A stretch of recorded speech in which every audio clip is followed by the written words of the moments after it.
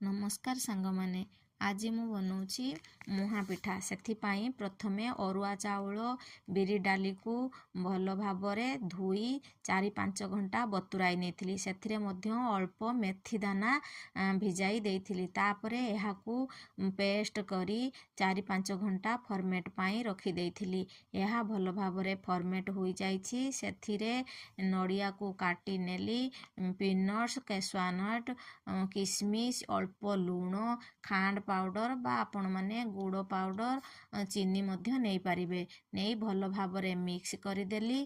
तापरे कढ़ई रे घिओ देई भल भावरे गरम करिनेली। तापरे एथिरे मिक्स करी रखिथिबा बेटर को देई मु कभर करिनेली।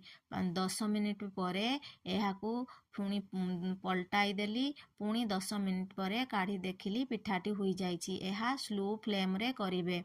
पिठा एई भली उपाय रे आपण माने थरे मुहा पिठा करी देखंतु सांग माने केमिति लागिला कमेंट माध्यम रे निहाती कुहंतु। आपण काडे एई पिठाटी को कोन कुहंती कमेंट रे मध्य कुहंतु।